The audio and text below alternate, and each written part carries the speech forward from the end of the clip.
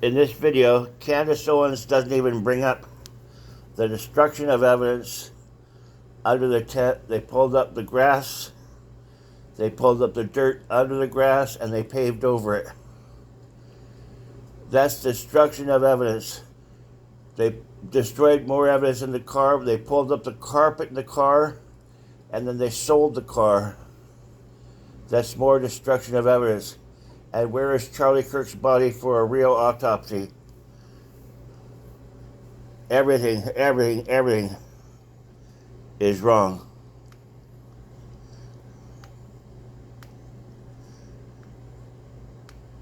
They continually call us the conspiracy theorists. They are the conspiracy theorists, actually. We are fully in the throes of trust the science of Tyler Robinson. Just trust that it's him, but we don't have to supply any proof. So here's just a little brief list of things I'm putting together. And like I said, we will continue to grow this, but we were told that Tyler's father turned him in. I have disputed this from the very beginning. I was the first person to say that is not true. I had a source and it was solid that actually he was pressured into coming in and told that he had no other option or they were going to bang down his door.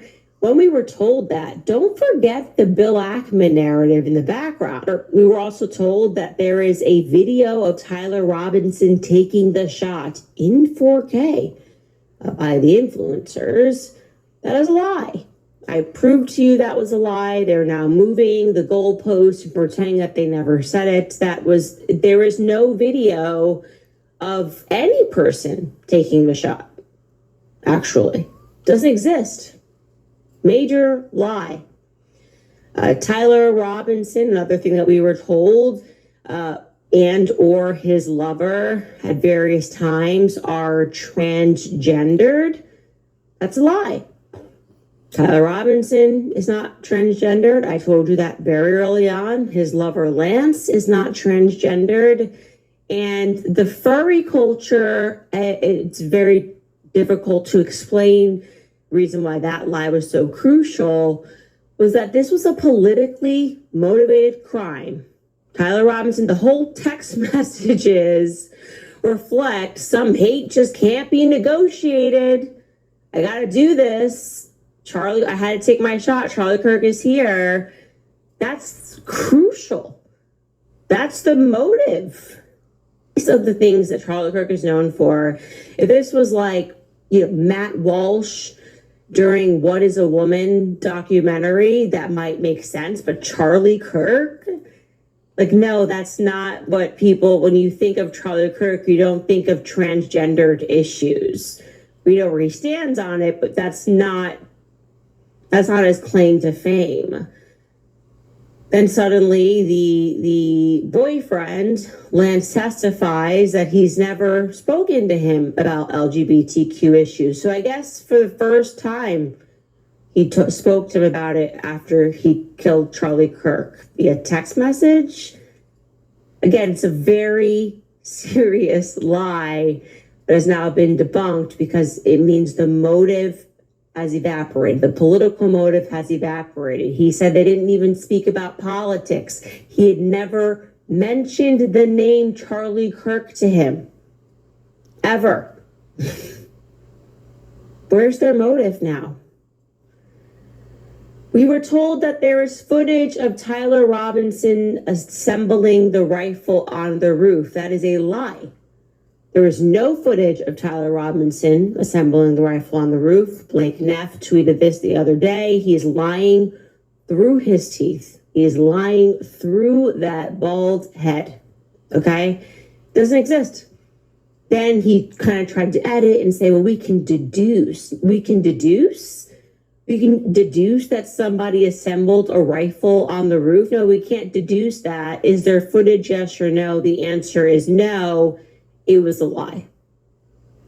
We were told that there is clear footage of Tyler Robinson's car on campus. That is thus far unproven. It would remain a mystery as to if there was that footage, why they wouldn't have presented at the preliminary hearing. What we have been presented with is blurry footage.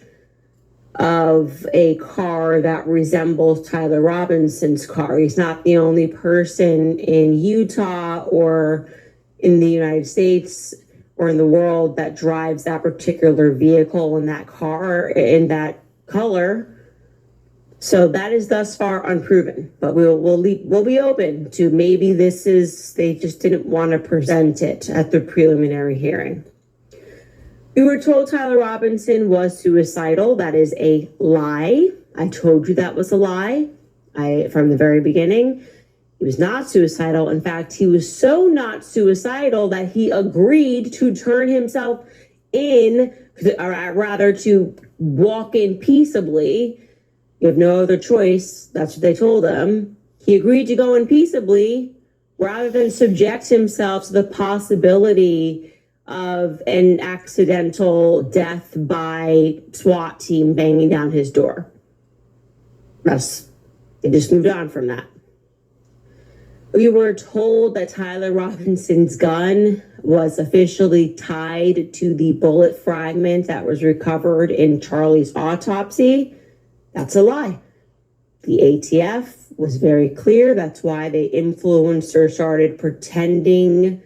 They were kind of trying to shroud the ATF testimony. That's my belief of why they went so hard on the last day, because that ATF testimony was so crucial and very carefully explained that they gave a range. She gave a range of what these metal fragments, of which really only one of them could be tested, a range of what sort of weapons it could fit into. And in fact, it didn't cover a 30-06.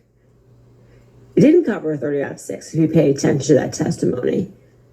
She almost debunked the idea entirely, in my view, that this was tied to Tyler Robinson's gun whatsoever.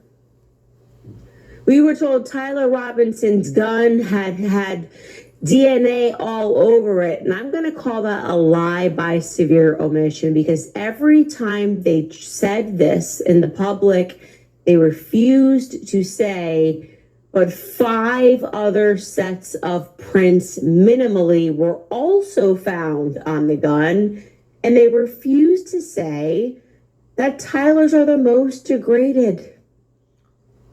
Tyler's prints are the most degraded of all the prints that were found on this gun. That is a severe lie by omission to continually say they found his prints on a gun and not admit that 5 other sets were found, of which one were owned by his father and the other by Lance. Lance Twiggs isn't hot. Why are Lance's fingerprints on this family heirloom? And I am going to count this next one as a lie by severe omission, that Terrell Farnsworth immediately turned over the footage to police. I'm going to call that a lie by severe omission because Terrell Farnsworth we watched him take out an SD card. And actually what the police were given was not an SD card. They were given a hard drive, right? A USB file. Altered evidence. So why? When was that transferred? That feels relevant to me.